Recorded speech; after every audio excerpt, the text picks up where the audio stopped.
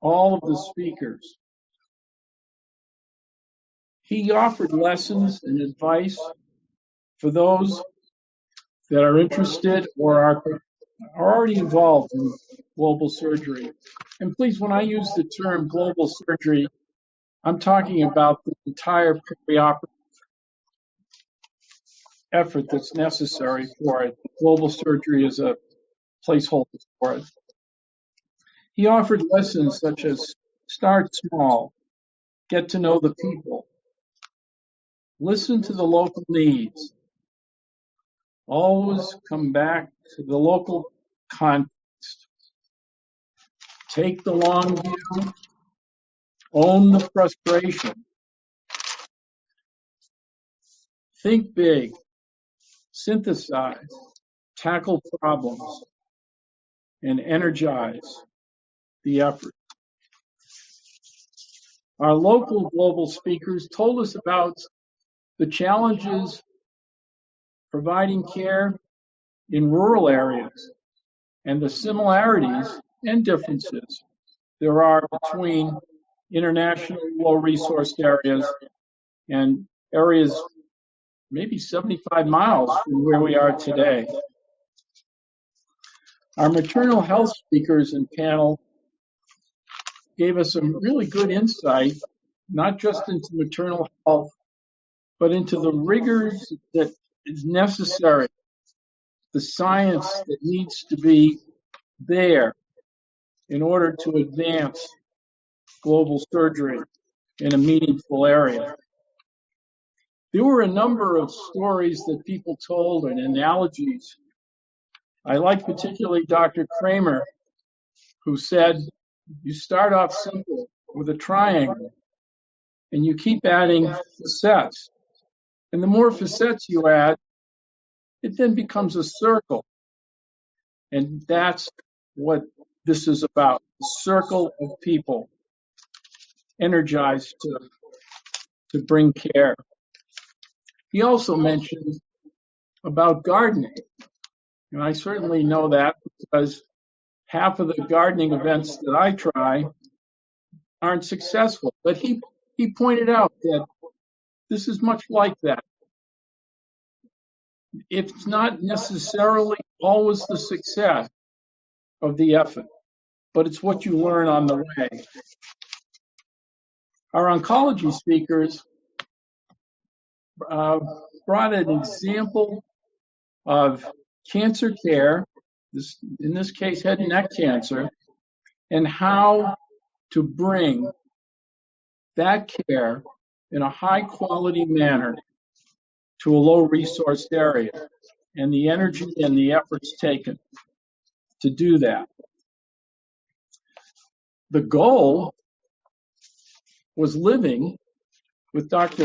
Marchiera, I believe that's the way to pronounce his name, who told us about his experiences and training in Kenya. He also brought out a very important aspect of something that we've been looking at now, and that's international long-distance learning, and said how grateful he was once a month to have a Zoom meeting or long-distance meeting with experts in the area and what that meant and how it globalized what he and his colleagues were doing in the area. Our trauma panel speakers articulated the huge need for trauma care and how important it is for us to work with our local partners, particularly pointing out that things in high-income countries don't always translate into lower resourced areas, and to be very careful about that. As one of our other speakers said, our Western drum major mentality sometimes gets us into situations which don't work out as well as if we step back and work with our partners. Today, our trainees and poster sessions was just such a wonderful experience listening to what is the next generation and how far further advanced they are in thinking about the issues that challenge global surgery and access to care for everyone. Our Georgia Tech group, so smart, and going to talk or bring to life what Dr. Gleason, one of our other speakers, said, and that is capacity building can be built into devices. We can't train pathologists to be in every hospital in the world, but we can bring pathology diagnosis to every hospital in the world through devices. And here we have our group from Georgia Tech living proof of that. Our poster sessions show you the depth that our medical students and trainees can bring to these areas and challenges with mentorship that is available to us. And our career speakers today shared, these are people who are have chosen and are in careers in the global health surgery arena. And these are examples of people who have dedicated significant parts of their life and their families' lives to this.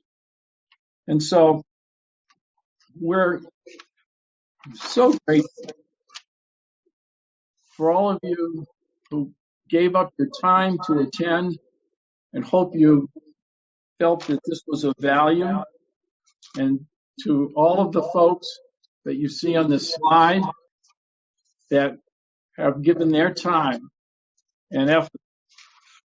I want to give a shout out to Constance Schreckengoss, Alexandra Wright, Erica Ludi, in particular our Global Surgery Research Fellows, along with the group of medical students you see on the left, who all worked in a repurposed fashion to make this symposium come to life. With that, I want to tell you to please contact any of us if we can be helpful.